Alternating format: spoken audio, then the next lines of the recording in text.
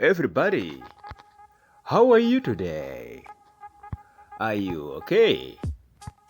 I hope so. Are you happy?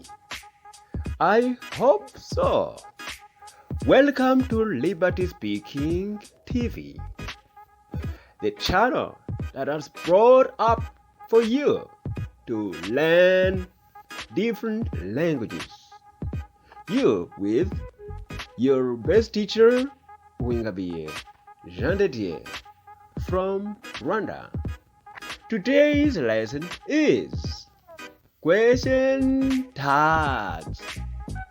Now, what is a question tag? We use tag questions at the end of statements to ask for confirmation. They mean something like, am I right? Or, do you agree? They are very common in English. Tag questions. Let us look at basic structure. Here, when you have positive statement, the question tag is in negative tag. For example, it is a great day, isn't it? Negative statement. When a sentence is negative, the tag will be positive. Negative statement becomes positive tag. For example, you don't know her, do you? That is the structure of tag questions. So, if we learn tag questions, remember that you want to know if something is true. For example, as you can see this picture, beautiful, isn't it? So quiet. Let us look at examples with positive statements. Here in this chart, you can see there is a column of positive statement and another one of negative tag. So here you can see some subjects. She, you, they, he, we, Jenny, you, and they. So now, when you begin by a subject and follow with an auxiliary, then a main verb. For example, she is cooking. That is a statement. So here, what are we gonna do? We're gonna exchange the subject with negative. Here you say, isn't she? You like ice cream, don't you? They will stay home, won't they? He can play chess, can't he? We should go home, shouldn't we? Jenny was busy, wasn't she? You are French, aren't you? They have finished, haven't they? Let's continue. According to these examples with statements, I hope you have clarified negative tags in the second chart. Let us continue. Let us see examples with positive statements. You can see in this picture, this guy is saying, you went to New York, didn't you? So this statement is in simple past, affirmative or positive. That's the reason why the tag question was in negative, because the statement was affirmative. Didn't you? Let us continue. Now it is time to look at examples with negative statements. In the first chart, you will see negative statements. But in the second chart, you're gonna come across what we call positive tag. Why? Because the first chart is comprised of negative statements.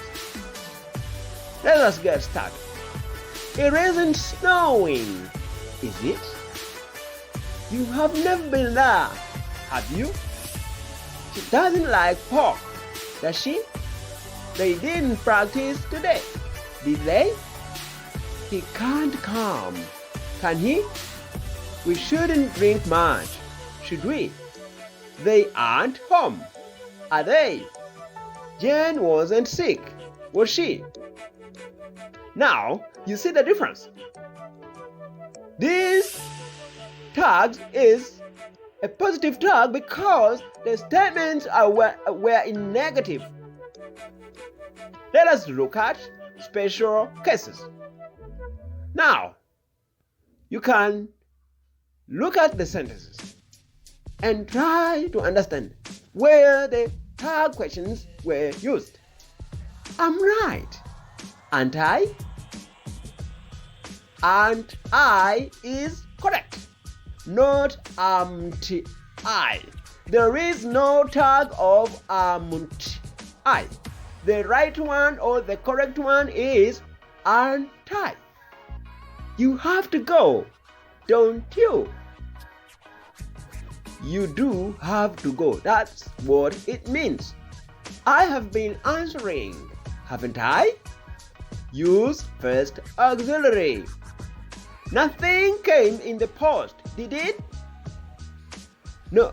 Here, nobody called me, did they? Everybody came, didn't they? Here, you treat statements with nothing, nobody, etc. like negative statements. But here, as I see, nothing came is in the past. Because nothing is negative, is considered negative, that's the reason why here the tag question is affirmative or positive. Did it? Did, because came is in the simple past. Nobody called me, did they? So, as I told you, treat statements with nothing, nobody, etc. like negative statements. Let us proceed. Everybody came, didn't they? Here, everybody or everyone are considered plural. That's why we said, didn't they? Now, let's continue. Hardly. I hardly check my email, do I? This word, hardly, is also considered negative. That's the reason why the tag question is a positive. I hardly check my email, do I? You never read books, do you? This never is also negative. Next time, I'll teach you different negative expressions. Let's go, shall we? Let's is the long form of let us. Us is plural. So that's why we say shall we, because we are together. Let's go, shall we? Let's equals let us. He'd better do it, hadn't he? Hadn't he? Because it is from verb have. This had is the simple past of have. That's the reason that this is the short form of had. He'd better do it, hadn't he? He had better. No auxiliary. Now, I hope you can see the special cases of tag questions. Let us continue. Here you can see this chart. I'm right, aren't I?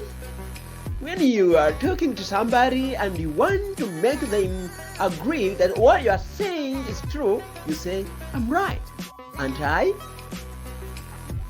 Now, let us look at mixed examples. But you don't really love her, do you? This will work, won't it? Well, I couldn't help it, could I? But you tell me if she calls, won't you? We'd never have known, would we? The weather's bad, isn't it? You won't be late, will you? Nobody knows, do they?